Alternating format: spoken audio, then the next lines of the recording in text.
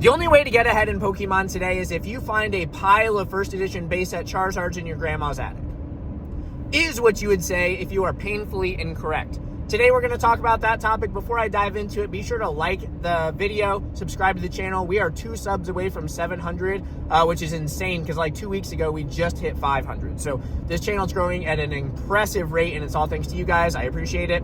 Today we're going to talk about the idea of starting from zero or starting from very little versus starting on, as like the dragon on the pile of gold already. Okay. A lot of people I hear, and I've had comments left on my videos on this very channel saying something like, oh, well, all the people that are making a ton of money today had these massive childhood collections that they just, they had them buried under their grandma's porch in a time capsule, and that's why they're so successful today. There's no way to get ahead now. Well, that's just factually incorrect. Those of you might know, if you've been around here for a while, that my primary career is an educator. And I'm going to tie this back into numbers and Pokemon and all the good stuff that you're here for, so bear with me. I like to be a storyteller sometimes, and this is that. So one of the hardest concepts for my students to understand throughout the school year is equivalent fractions. We start by identifying fractions. Spend a whole unit on that. And then we define equivalent, which is a very hard concept for kids to understand, actually.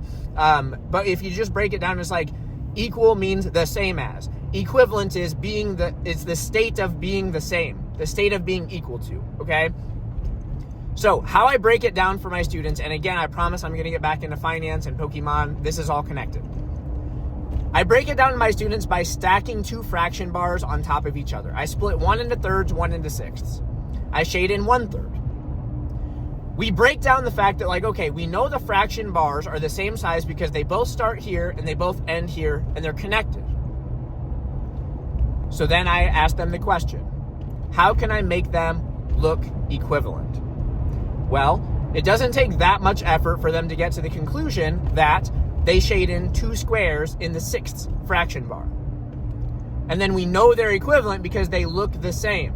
Therefore, they are equivalent. This is the state of being the same size.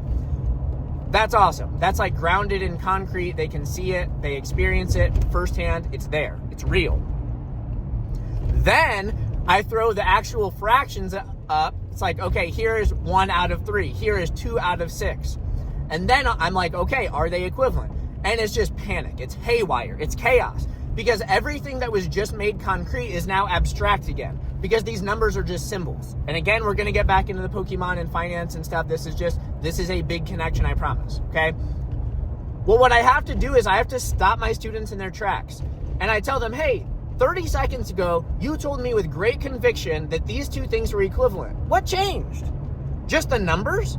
The numbers just represent what you know to be true already. And so trust what you see in front of you. Hold true with your convictions because you have evidence that they're equivalent, and you just gave me a very thorough explanation. Just because there's numbers now, it doesn't mean that you're wrong and you have to second guess your life, right? And the same thing is true for you watching this video. If you type in PSA 10 Pokemon on eBay and you hit last sold, just find the first card that sold, go to that store if it's got more than single or double digit feedbacks, and they probably have other cards for sale. Look at all the stuff they have. It's going to be a mix of raw, a mix of modern, maybe some vintage, some mid-era, whatever. There's going to be a heavy combination of items available for you to observe and see that they are selling. I promise you they did not have a Destined Rivals, Rockets Mewtwo EX PSA 10 buried under their grandma's porch in a time capsule. That's a card that just came out. And so don't sit there and tell me that, the only way to get ahead is to have this built up huge surprise inventory that you just luckily stumbled across. And it's a cop-out to say that they found a pile of Charizards under their grandma's porch. I'll give you my example. And I don't think that I'm the mega outlier, only dude to have ever done this. But as a matter of fact, when I was a kid, I had a beautiful collection.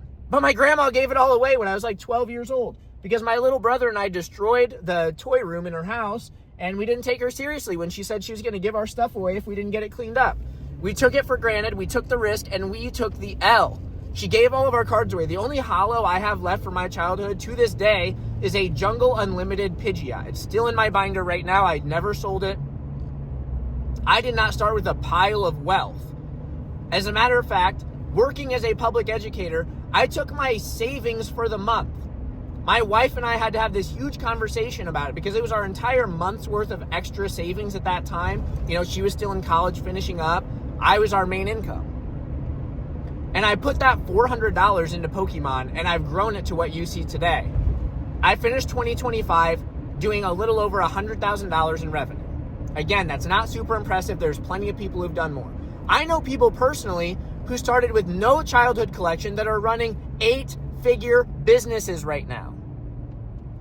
So what you're really saying when you're saying like, oh, the only way to get ahead is if you find this big pile of Charizards under your grandma's porch or in your grandma's attic or whatever, you hit the jackpot. You find the storage unit that just so happens to have all this crap in it. What you're really doing is you're looking for validation.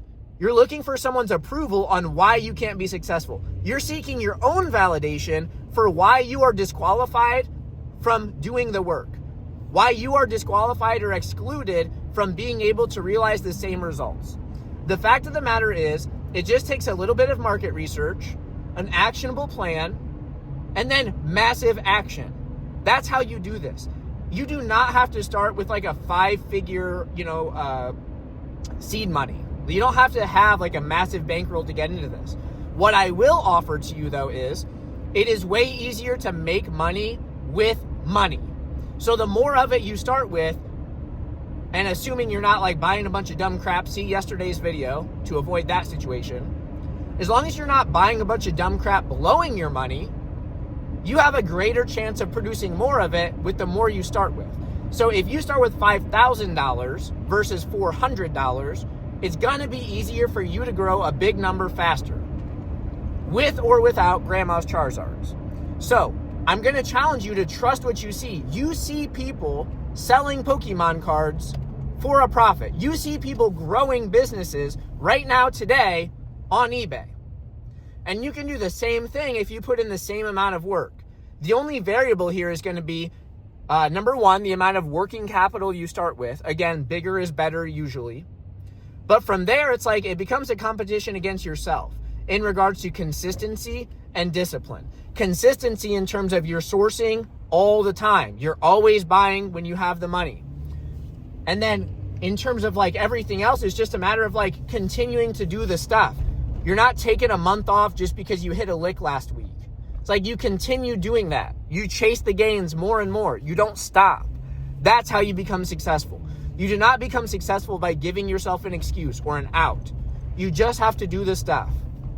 And if anything, maybe you're watching this video and you're thinking to yourself, well, this guy's a chump. Okay, maybe.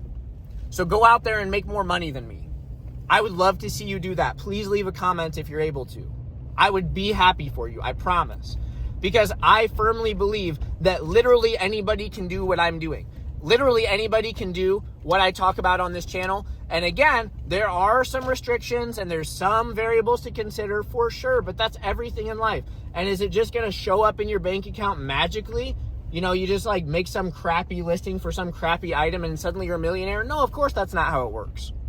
That's not how your job works either though, right? The only way you get paid is if you do the work. And Pokemon is the same way. You're only going to get paid if you know the stuff and do the things. And so just learn the stuff and do the things on a regular basis. And that's how you become successful without having a pile of Charizards buried underneath grandma's porch. Thank you all for watching. I'll see you on the next one.